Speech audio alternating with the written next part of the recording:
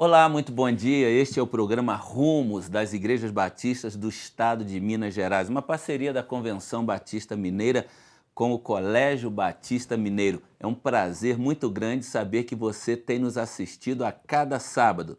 Fale para outras pessoas sobre este programa que tem abençoado a vida de muitas pessoas.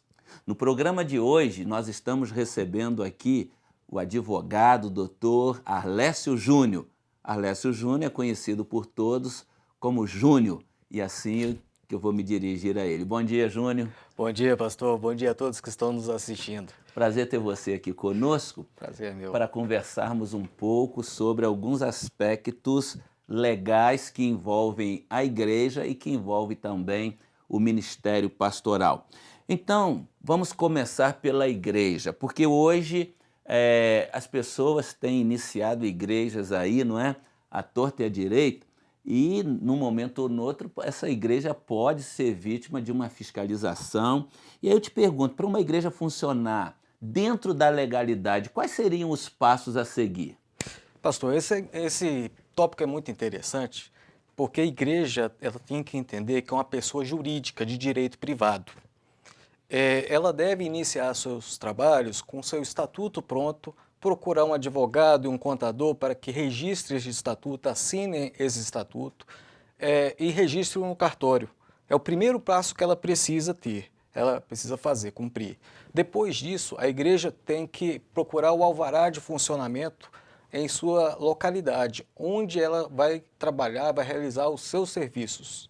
Certo? Quer dizer que a igreja, diferentemente do que muitas pessoas imaginam, ela é, na verdade, uma empresa. Diante do Estado, ela é uma empresa e deve governar, deve funcionar como tal, não é isso? Exato, ela é uma empresa, é chamada de terceiro setor, né?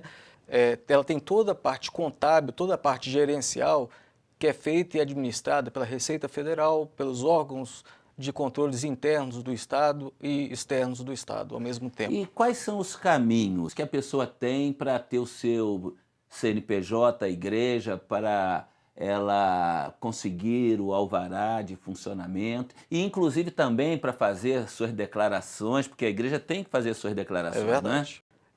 Um dos trâmites legais e essenciais para a igreja ser aberta é a formação do seu estatuto, a legalização perante os cartórios, perante a prefeitura, para depois começar os seus trabalhos.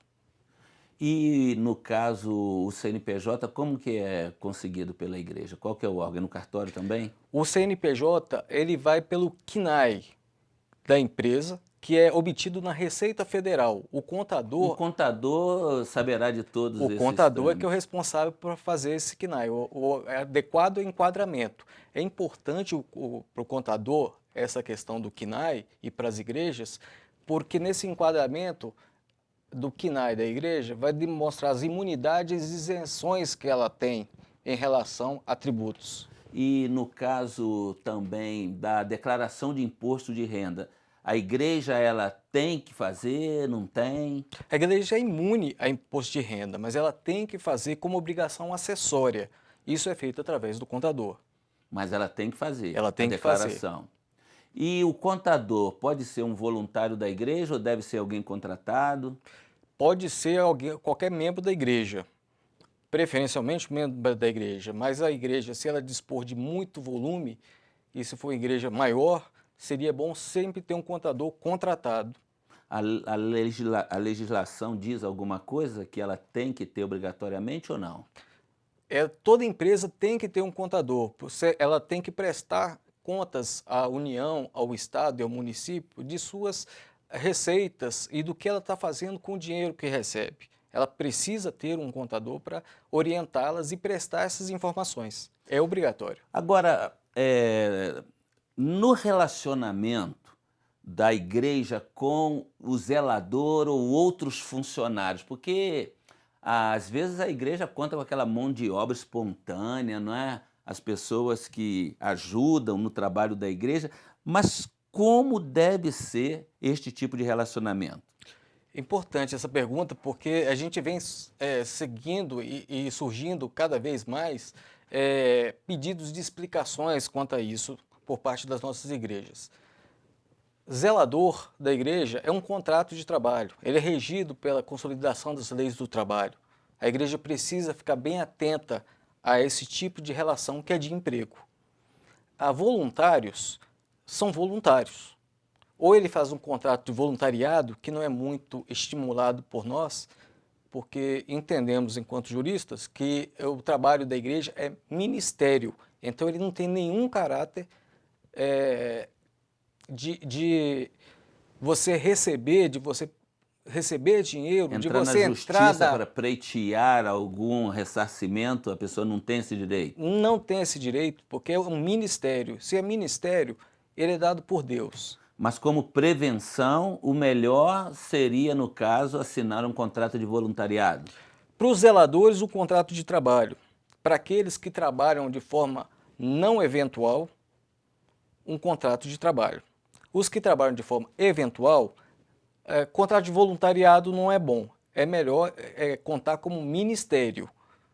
Ele já está previsto no estatuto da igreja e o pastor deixar bem claro a todos que esse trabalho não é remunerado. Muito bem, então você está nos assistindo, ouvindo aí essas informações importantes, porque às vezes a igreja faz o trabalho, abre com a melhor das intenções, uma porta, começa, as pessoas começam a trabalhar, mas depois que sai, às vezes vem aquelas pessoas mal intencionadas orientando que a pessoa tem direitos e aí vai para a justiça e às vezes já tem jurisprudência que a gente desconhece e pode acarretar problemas para a igreja, não é isso, doutor? Eu gostaria de dar um exemplo simples. O ministro de educação religiosa numa igreja, se a função dele é ser ministro de educação religiosa e ele tem que prestar serviço para a igreja de manhã, de tarde, todos os dias, esse trabalho deixa de ser um trabalho eventual. É um trabalho fixo, ele tem que ser remunerado. E carteira assinada, com carteira assinada. Isso também diz respeito a outros ministérios? Música, o ministro de música, o ministro de adoração, como é concebido por algumas igrejas? Não necessariamente. É um fio muito estreito que separa um caminho do emprego a um caminho do ministério. Isso varia da própria igreja e do próprio entendimento do próprio ministro. A maioria das igrejas tem ministros de música, mas esses ministros não têm dedicação integral para a igreja. A dedicação dele é para o trabalho secular. Então, nesse caso, eles não são empregados da igreja. E agora eu pergunto, então, já que a gente está falando dentro dessa área, o relacionamento com o pastor da igreja. Porque alguns pastores, às vezes, eles são os fundadores da igreja, a igreja Sim. quase que é de propriedade dele. Mas esse relacionamento aí diante das leis, como que ele deve ser? O pastor é ministro de Deus. O relacionamento dele com a igreja é do ministério dele para com a igreja. Ele não tem carteira, não tem direito como empregado da igreja. Ele é autônomo, seria isso? Ele não chega nem a ser equiparado, ele é equiparado ao autônomo, mas na verdade o trabalho dele é ministerial. E tem uma súmula do Supremo Tribunal Federal, a 666, que consolida esse entendimento. E agora eu te pergunto, doutor, mas e o caso de algumas igrejas em que o pastor, essas igrejas novas, grandes igrejas até que surgiram ultimamente, e que o pastor faz, além do ministério, ele exerce também algumas funções de caráter profissional, como na área da contabilidade, na área do arrecadamento. Como é que fica essa situação? Olha, o pastor é presidente da igreja, no nosso modelo congregacional. Enquanto presidente, ele tem obrigações para com a igreja de presidir, de administrar bens e etc. E todas as receitas da igreja, prestar contas para o conselho fiscal perante a igreja do que ele fez. Enquanto presidente, ele não é remunerado. Ele é remunerado pelo exercício dele enquanto pastor, enquanto ministro de Deus. Isso como disse anteriormente, é uma equiparação ao autônomo, mas não é uma obrigação trabalhista. Quer dizer, então, que isso tem que estar bem claro no Estatuto da Igreja. No Estatuto da Que o Igreja, pastor no não é regimento, remunerado como presidente.